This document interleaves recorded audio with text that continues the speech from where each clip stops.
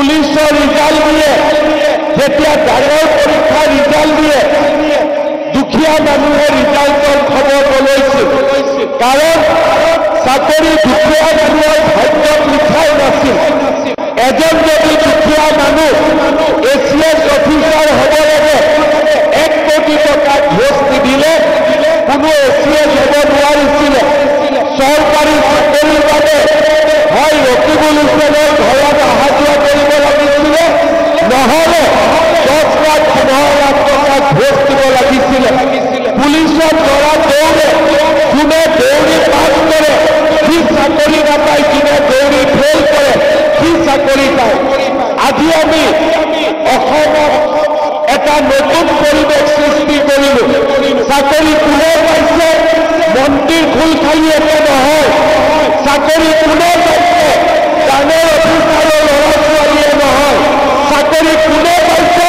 গাঁৱৰ চৰকাৰী বেকাৰী ল'ৰা, গাঁৱৰ বেকাৰী বিক্ৰী কৰা দোকানী আৰু গাঁৱৰ বিধৱা মানুহৰ ল'ৰা ছোৱালীয়ে আজি অসমত চৰকাৰী চাকৰি পায়। এইখন অসম আমি নিৰ্মাণ কৰিছো। আজি ল'ৰা ছোৱালীয়ে স্কুলত পঢ়িব যায়, সকলোৱে জানে যে মই যদি পঢ়া শুনা কৰোঁ, মামা আছে, মই টকা নিদিয়াকৈ চৰকাৰী চাকৰি পাম। এইখন অসমত য'ত কংগ্ৰেছৰ দিনত 1 কোটি টকা ঘোষ লৈছিলে, আজি ল'ৰা ছোৱালীয়ে পঢ়া শুনা কৰি চৰকাৰী চাকৰি পায়। যোনে চৰকাৰী চাকৰি নাপায় তাক উদ্যোগ আৰু ব্যৱসায় কৰিবৰ বাবে চৰকাৰে সহায় কৰে। আৰু আজি আমাৰ অসমখনত আমি এটা নতুন পৰিৱেশ নিৰ্মাণ কৰিছো। আজিও কংগ্ৰেছৰ ৰাজ্যবিলাকত যাব চাকৰিৰ কাৰণে 1 কোটি 50 লাখ টকা ঘোষ দিব লাগে। আজি অসমত চৰকাৰী চাকৰি কোনো বাছ বিচাৰ নাই। বোলে ই বঙালী মানুহ ইয়াক চাকৰি নিদিওঁ, ই হিন্দু মানুহ তাক চাকৰি নিদিওঁ, ইয়াক ই ট্ৰাইবেল মানুহ তাক চাকৰি নিদিওঁ। এইবিলাক নিয়ম নাই। আটাইতকৈ পঢ়া শুনা কৰি আজি আমি অসমত চৰকাৰী চাকৰি পাব পাৰোঁ। আৰু যোৱা 3.5 বছৰত এই নিয়মত আমি অসমৰ সমাজ জীৱনত আমি প্ৰতিষ্ঠা কৰিব পাৰিম। আৰু সেইকাৰণে ৰাইজক মই অনুৰোধ কৰিম, আপোনালোকে যেন নিজৰ ল'ৰা ছোৱালীক ভালকৈ পঢ়ুৱাই, স্কুললৈ পঠিয়াই, কলেজলৈ পঠিয়াই। কাৰণ এতিয়া অসমত টকা পইচাই চাকৰি নিদিয়ে, অকল পঢ়া শুনা কৰি পুলিচত দৌৰি পেলাইহে আমি চৰকাৰী চাকৰি পাব পাৰিম। আৰু সেইকাৰণে মই দুখীয়া ৰাইজক অনুৰোধ কৰিম, আপোনালোকে যেন গাঁৱৰ স্কুলখনত চকু দিয়ে, ল'ৰা ছোৱালী পঢ়া শুনা হওক, আৰু আমি সকলোৱে মিলি এখন নতুন অৰুণোদয় হিতাধিকাৰী নিৰ্বাচনৰ কাম চলি আছে। আমাৰ ৰাইজে প্ৰত্যেকটো পুলিং বুথতে গাঁও সভা পাতি ধুনীয়াকৈ যাতে অৰুণোদয় হিতাধিকাৰীসকলক নিৰ্বাচিত কৰি দিয়ে, আৰু আমি যিমান পাৰোঁ মেক্সিমাম পৰিয়ালে আমাৰ ইয়াতে অৰুণোদয় আঁচনি পাব পাৰে। ইয়াৰ উপৰিও যিসকল মহিলাই আমাৰ উদ্যমিতা আঁচনিত আবেদন কৰিছে, 10,000 টকাটো কেতিয়া আহিব চিন্তা কৰি আছে, আপোনালোকে চিন্তা নকৰিব। নিৰ্দিষ্ট সময়ত ধুনীয়াকৈ 10,000 টকাটো খিনি গোটাই আছো, আৰু আপোনালোকক অহা কেইদিনমানৰ ভিতৰতে আপোনালোকে 10,000 টকাটো পাই যাব। একেবাৰে চিন্তা নকৰিব, ঠিক আছে? আপোনালোকে এইটো বিষয়লৈ একেবাৰে চিন্তাই নকৰিব, মোৰ ওপৰত এৰি দিব। এতিয়া মই দুটা কথা কৈ সামৰণি মাৰি, আমাৰ অসমখন লাহে লাহে পৰিৱৰ্তনৰ ফালে আগবাঢ়িছে। এদিন আমাৰ অসমখন আছিল অসমীয়া বঙালীৰ মাজত কাজিয়া, হিন্দু মুছলমানৰ মাজত কাজিয়া, জনজাতীয় অসমীয়াৰ মাজত কাজিয়া। আমাৰ অসমখন অশান্তিৰ অসম আছিল।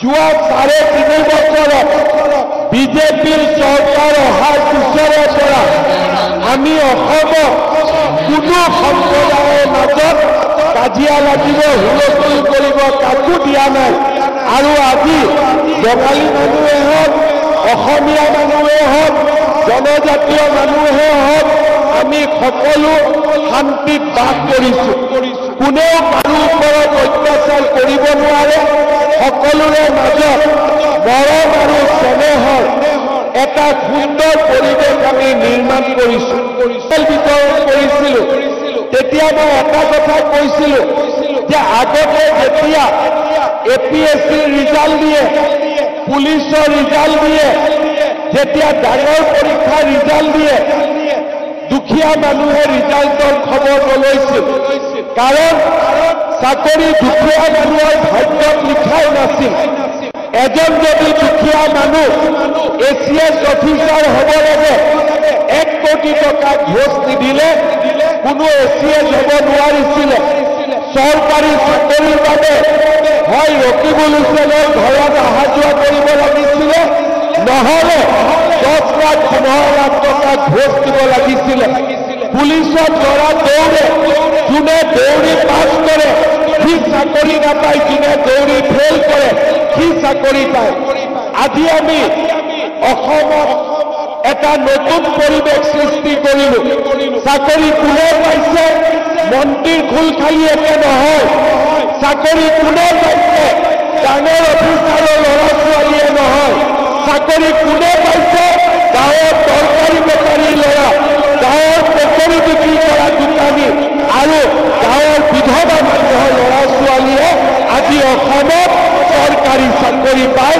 এইখন অসম আমি নিৰ্মাণ কৰিছো আজি ল'ৰা ছোৱালীয়ে স্কুলত পঢ়িব যায় সকলোৱে জানে যে মই যদি পঢ়া শুনা কৰো মামা আছে মই টকা নিদিয়াকৈ চৰকাৰী চাকৰি পাম এইখন অসমত য'ত কংগ্ৰেছৰ দিনত 1 কোটি টকা ঘোষ লৈছিলে আজি ল'ৰা ছোৱালীয়ে পঢ়া শুনা কৰি চৰকাৰী চাকৰি পায় যোনে চৰকাৰী চাকৰি নাপায় তাক উদ্যোগ আৰু ব্যৱসায় কৰিবৰ বাবে চৰকাৰে সহায় কৰে আৰু আজি আমাৰ অসমখনত আমি এটা নতুন পৰিৱেশ নিৰ্মাণ কৰিছো আজিও কংগ্ৰেছৰ ৰাজ্যবিলাকত যাব চাকৰিৰ কাৰণে 1 কোটি 50 লাখ টকা ঘোষ দিব লাগে আজি অসমত চৰকাৰী চাকৰি কোনো বাজ বিচাৰ নাই বোলে ই বঙালী মানুহ ইয়াক চাকৰি নিদিও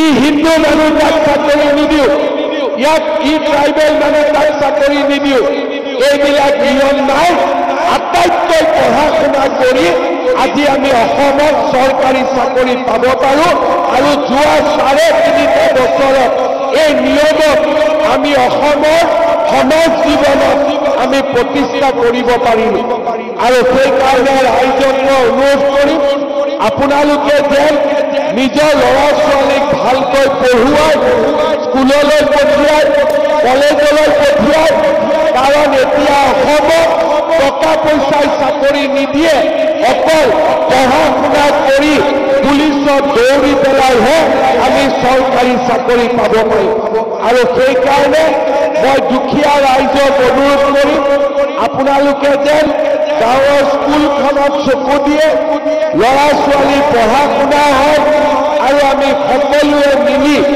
এখন নতুন অসম আমি যাতে নিৰ্মাণ কৰিব পাৰোঁ